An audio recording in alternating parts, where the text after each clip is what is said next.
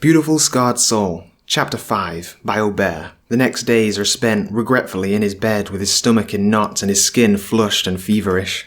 He sleeps so much he's afraid he won't wake up, because there's an unfamiliar darkness to his dreams, or lack thereof. Sangwoo forgets who he is, where he is, how to complete without an ache in his bones that he can find no cure for. He finds a loss in his corpse-like situation, his muscles too sore to move any more than necessary.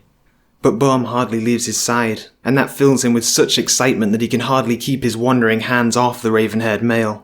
He clings to him and keeps his promise of protection, oftentimes smothering Bum in a divulged crest of his chest, his breathing a low hum of, I'm here. And Sangwoo inhales those words in matrimony and in promise, only to exhale them out as if he had stardust locked away in his jaw and nothing but darkness in his eyes. Bum never strays though, and sometimes Sangwoo wonders if his darkness makes Bum blind to his own insecurities. He hopes so. On a particular day where his lungs are crackling and every exhale filled with pain, Sangwoo can feel nothing but Bum's fingers laced with his own, and the faint tremble of the other's body against him. He cannot see it, nor can he reasonably comprehend time as it passes or any words Bum speaks. All he knows is that he's not alone, and his hand is becoming slick from the heat of Bum's nervous palm. Sangwoo's body shivers in pain, and he wheezes out a soft whine. His muscles no longer allow for him to move or sit up properly when Bum would cradle the back of his head tenderly and urge him to drink the broth of soup that he made for him. He can faintly recall the distant buzzing on his phone, but when his hand reaches out, Bum only takes it in his own and cradles it desperately to his chest. Sangwoo takes it as a cue and slips back into a deep sleep. During this slumber he would awake, alone and in the dark. He couldn't feel Bum, and his voice was brittle nails against silver. He'd call out, and when he had gotten no response, his stomach churned. Sangwoo pressed his palms to the fabric of his sheets and forced himself to stand. Stumbling steps and trembling hands along the walls helped Sangwoo in finding his way to the umbra of the kitchen, and his heart lurches when it's empty. Doubt is corruption, eating away at his thoughts and devouring every inch of his body, guiding his hand to grab what certainty he can find. His certainty stings his hand and his bones turn to obsidian that weigh him down. His certainty is his knife clutched tight, calloused fingers gliding across the grip of his thumb and lightly prodding at the edge of the blade before flipping it in his hold for a new angle. Sangwoo's feet are moving of their own accord, assuming his position in delirium when he pressed the sole of his foot to the slice in the floorboard he had sworn to bid Bum's punishment. It strung him up and he can't help but to growl in absolution. He creeps towards the door, his footsteps mastered to tread along the floorboards in perfect silence. He debates the pace that he must open the door to go unnoticed before deciding that he has no time to lose. The door creaks, only moments later slamming into the wall as Sangwoo spots Bum on the porch, and he lunges forward before Bum can even turn around. He brings his blade down and a sharp hiss of relief escapes from him. He listens to Bum scream out his name, pleading, begging for mercy, but Sangwoo has already made up his mind. He looks down at the knife that has cut through the long skirt and pinned Bum to the ground. You promised, he whispers, his voice shivering as he brushes his knuckles across Bum's cheek, whom was shivering violently and hyperventilating under Sangwoo's cage of limbs. You promised me, Bum. His words alone are filled with deep guttural growl, his raspy voice from sleep seeping through his teeth like venom.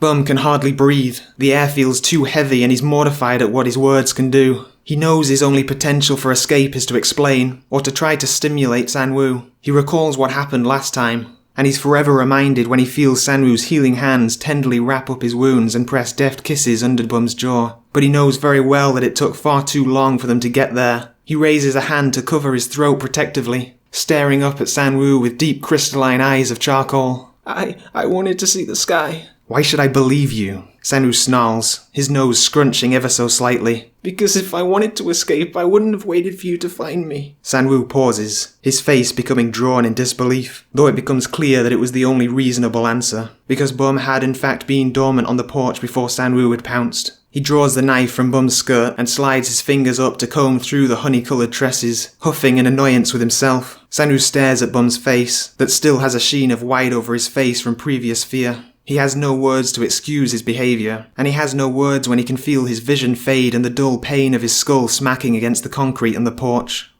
Everything smelled like metal, old copper that had been left to age and rot in the back of a coin jar. Sangwoo couldn't help distinguish much other than the intense fatigue in his body, which had been halfway submerged in a warm pool of thick liquids. He waded through, the room being too dark for him to distinguish much beside his own body, and the smattering dark liquid creeping up on his hips across his abdomen. He struggles to move through, and at some point he feels the ground give way, forcing him to take long swipes with his arms and legs to swim through. But it's difficult, and soon he can see the faint glimmer of light on the liquid, and he nearly loses his stomach once more at the realization that he was swimming in blood. Whose blood, he wasn't sure, but when he heard the soft cooing of his mother resounding throughout the void of the room, he can feel his muscles go slack, and his body become completely submerged in blood. He wants to call out to her, to affectionately call her name and sink into her arms, but every time the voice comes closer, he is left with only a more hollow feeling corroding away at his entrails. Sangwoo desires the comfort of her touch, and he is lost in this ocean of endless mercury for what feels like all time. He wondered if he was dead, if this is his retribution for doing the deed of the dirty. He could feel the blood turning into limbs, hands like waves crashing his mouth and dragging him down under to destroy any hint of a struggle. Never in his life had he wanted to be invisible than then.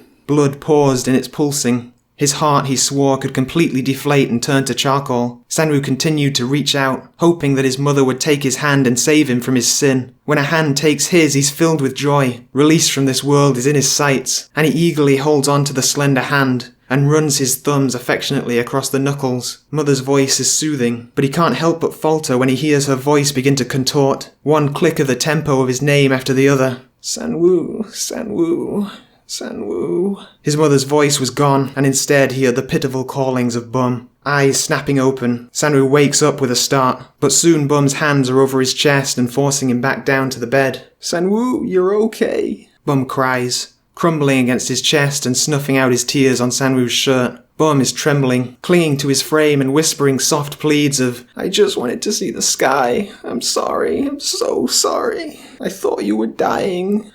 Dark raven hair splays out messily as Bum sinks next to Sangwoo, falling into the crooks of his arms and brushing his nose against the side of the other's chest. Glancing around, Sangwoo finds that he hardly had the energy to soothe Bum or even himself, so he weakly wraps an arm around the shorter male and struggles to hold him against his body.